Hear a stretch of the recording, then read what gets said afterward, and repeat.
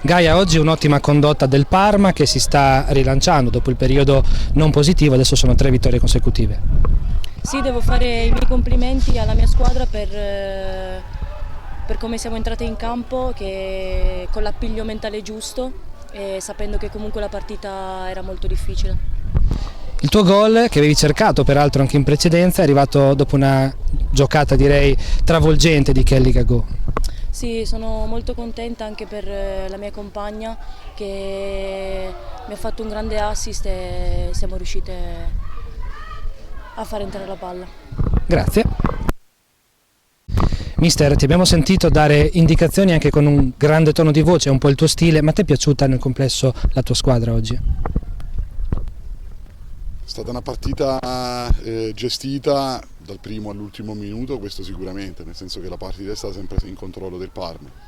Ovviamente in alcune fasi di sviluppo e rifinitura, ma anche di finalizzazione, abbiamo fatto molta fatica, perché abbiamo sbagliato veramente tanto, sia come scelte, ma anche a livello di qualità.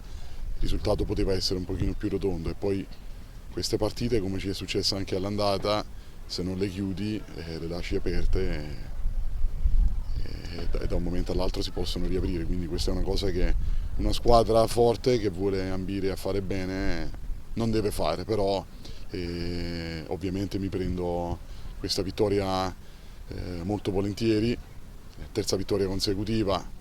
Abbiamo fatto 15 vittorie su 20, quindi non è poco, voglio dire, però questo è un campionato di livello così assoluto nei vertici che non bastano nemmeno 15 vittorie su 20, quindi devi essere convincente, devi perdere meno punti possibili, perché Ternana, Lazio e Cesena stanno facendo un campionato straordinario, squadre a cui bisogna fare solo i complimenti per continuità di rendimento e anche come qualità di gioco.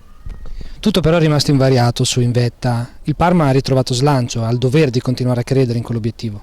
Ma certo, ci mancherebbe, noi siamo qua per questo, fino all'ultimo secondo dell'ultima giornata proveremo a dare tutto quello che possiamo dare, sperando che soprattutto la situazione infortunati poi ci dia anche una mano, perché nell'ultimo periodo siamo state falcidiate da tantissimi infortuni che voi o non voi un pochino ti limitano, però abbiamo una rosa comunque a disposizione talmente ampia che ci permette di tappare anche questi buchi che si vengono a creare di volta in volta, ma è ovvio che un po' di qualità la si perde, quindi daremo tutto fino all'ultimo secondo e il Parma sarà lì insieme alle altre sicuramente. Aggiornamento Ferin, hai provato a recuperarla oggi, però purtroppo la ragazza non ha concluso la partita.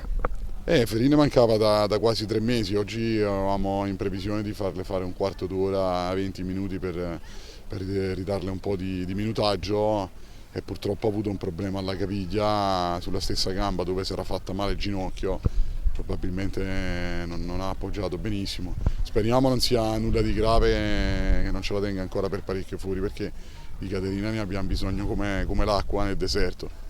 Grazie. Mister, oggi la San Marino Academy ha provato ad emergere nel secondo tempo, diciamo che però il Parma ha giocato la sua partita d'autorità ed alta classifica.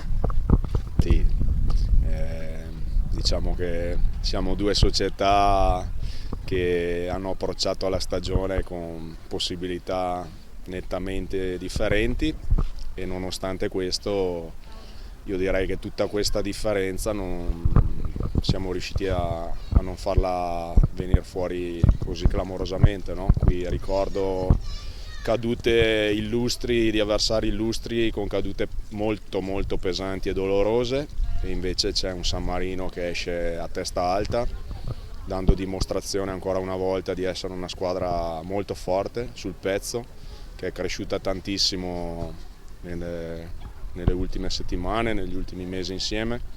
Il lavoro che stiamo facendo sta ripagando e quindi usciamo da questo piccolo microciclo impegnativo con Cesena e Parma con 3 punti e penso che c'è da esserne pienamente soddisfatti.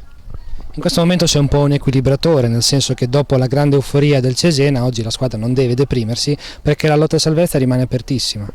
No, non deve assolutamente deprimersi, c'è da stare molto coi piedi piantati per terra, con equilibrio valutare come ho sempre fatto i momenti della stagione, c'è un campionato che ci ha sempre visto lì in fondo, no? Quindi abbiamo un po' fatto il callo a quella posizione, quindi non ci fa trovare impreparati.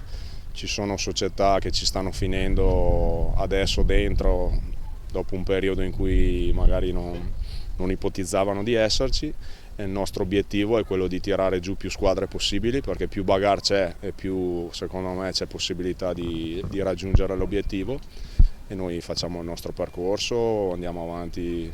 Oggi abbiamo messo un buon tassello, secondo me, per fare un'ottima prestazione anche domenica prossima in casa. Oggi mister hai cambiato, meglio a 3 o a 4 la squadra? No, ma l'idea di giocare a 3 domenica scorsa col Cesena nasceva da un'esigenza offensiva, no? Avevamo visto dei piccoli pertugi di difetto, se così vogliamo dire, in uno squadrone, e quindi l'idea mia era di caricare con tanti attaccanti centrali per poi liberare le corsie laterali ai quinti, e quindi l'idea di una difesa a 3 era conseguente a uno schieramento offensivo. Oggi l'abbiamo riproposta perché comunque rivedendo la partita le cose fatte erano state positive sia dal punto di vista del possesso che nel non possesso, le ragazze si erano trovate bene, e quindi oggi l'idea di iniziare era la stessa, ma noi siamo una squadra che non ha un copione fisso e rigido, no? Cerchiamo sempre di plasmarci, l'identità è forte, quella sì che deve essere forte, però poi l'adattamento all'avversario è sempre presente, per cui valuteremo di volta in volta qual è la soluzione migliore da adottare e cercheremo di non sbagliarla. Grazie.